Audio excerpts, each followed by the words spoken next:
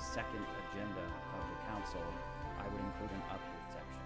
And that's what I'm going to do here too. So the Elevate Oak Park project being our recreation community center and other park improvements and things like that. So you'll see this on the second agenda of every month.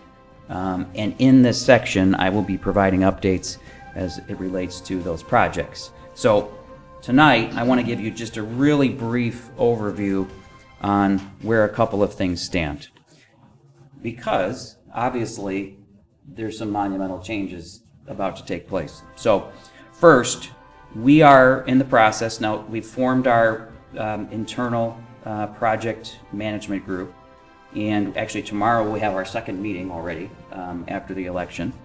And we are in the process of putting together plans and figuring out an RFP for bond council to go out and look at bonding against a new community center up to $44 million, as the ballot proposal stated.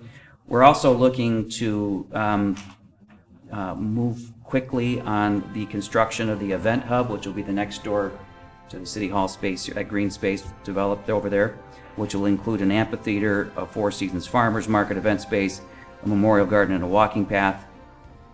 We are always looking at opportunities to pursue more grant funding, and so you'll be seeing more grant applications submitted. Obviously, we want to offset as much of these costs as we can, even though we do have those proposals passed now. So in the next steps, again, you'll see more transparency, more public engagement. Of course, as we get closer to building a community center and doing the event hub and other things, we will include our residents as much as possible to help us shape what those will look like, how they'll be positioned on the property, what kinds of amenities they'll be included, and so forth. There's a tremendous amount of in-person engagement that will take place around that. So more to come on that.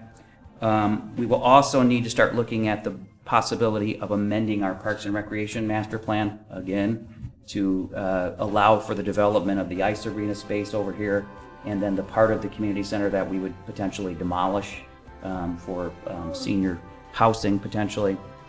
And by the way, we do have a housing study now that Kim Maroney, I'm going to ask her to come back and give a presentation for you on, which does support housing on those two sites. But in order to move forward on those, we'll have to amend the master plan and demolish those properties. All part of the year-long plus process that we went through, so these should not be new concepts.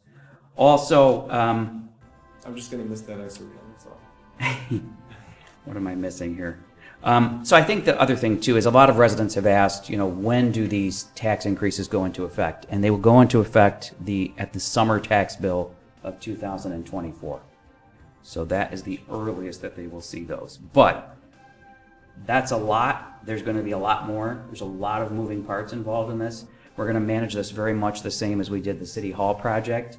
And I'd like to remind everybody that we built this building $1 million under budget.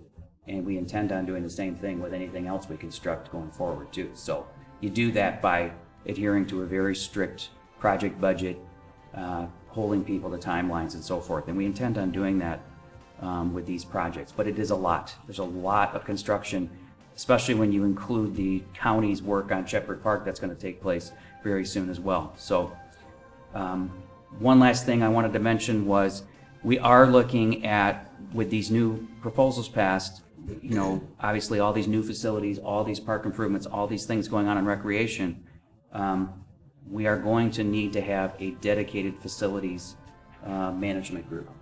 And so I am looking at costing that out and coming back to you folks and saying we need to carve out a facilities department outside of our normal area of doing business that will manage these projects as we move forward. And then of course once we build them, they will be able to take care of them, janitorial, other vendors and things like that as we move into these new facilities. So that's another piece of this that we're looking to explore as well. So are there any questions? Yeah, none of the last few things that you mentioned are written in stone, correct? Well, especially the last portion. I just have some questions about that. Yeah. But they will come at the appropriate None time, of I what, guess. so the only things that I just said that are written in stone are that the proposals and the new taxes are going to kick in the summer tax bill. The rest of that is up for debate, is up for compromise. Okay. But there is a best practices way to handle, building new facilities, operating new facilities, and so forth.